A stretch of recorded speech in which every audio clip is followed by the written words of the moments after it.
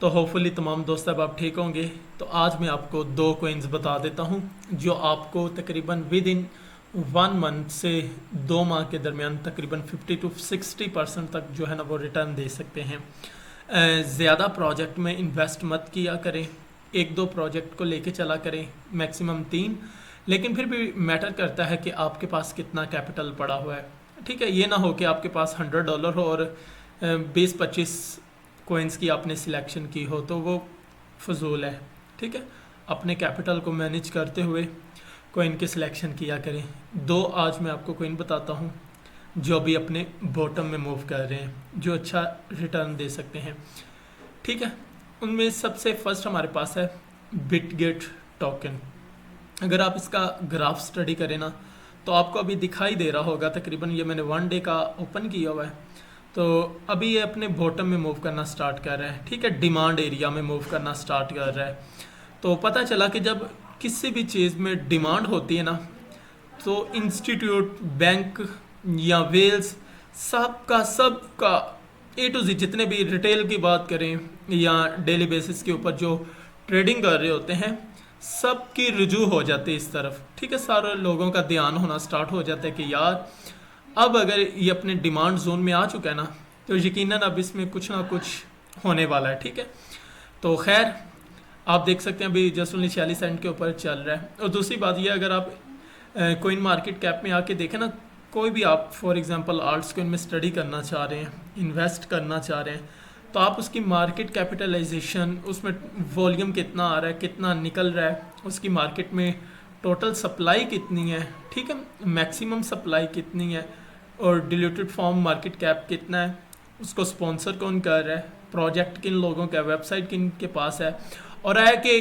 कितने ऐसे होल्डर हैं जिन्होंने होल्ड किया हुआ है। अच्छा, जब आपको ये पता चल जाएगा ना कि आया कि इस वॉलेट ने इतना होल्ड किया हुआ है या इतने % होल्ड किया हुआ है, तो आपको पंप डंप की फ्लक्चुएशन भी समझ में आ जाएगी।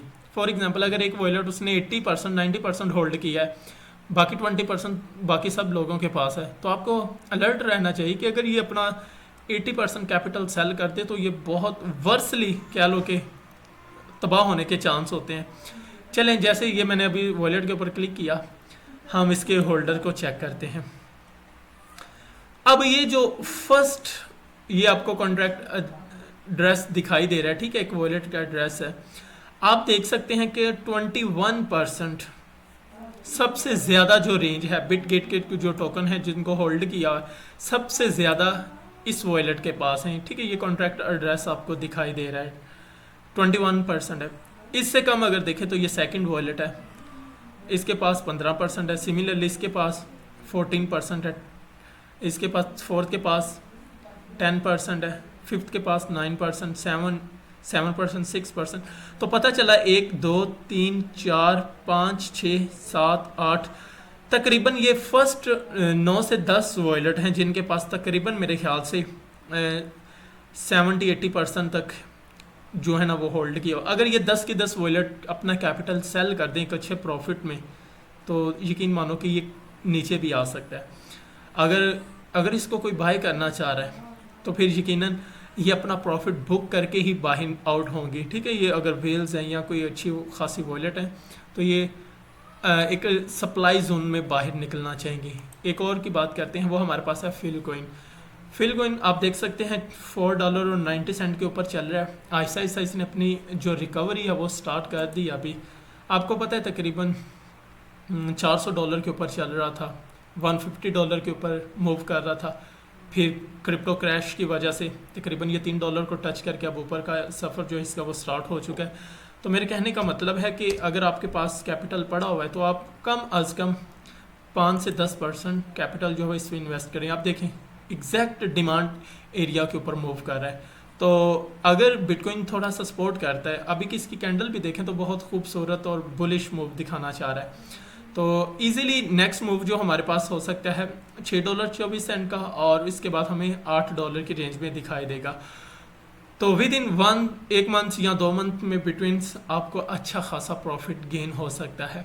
तो लास्ट पे 1 मिनट न्यूज़ का, अभी तकरीबन 3 4 5 तारीख को एक USIS सर्विसेज PMI की तरफ से एक न्यूज़ है ये बीच में जो 2 दिन है इनमें न्यूज़ नहीं है और बिटकॉइन बुलिश मूव दिखा रहा है।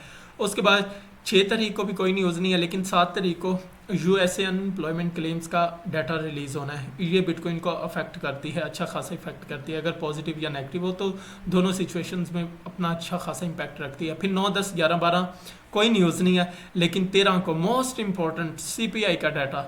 इसी तरह 14 तारीख को यूएस पीपीआई, यूएस स्कोर, 15 तारीख को यूएस रिटेल सेल्स और यूएस अनएम्प्लॉयमेंट क्लेम्स।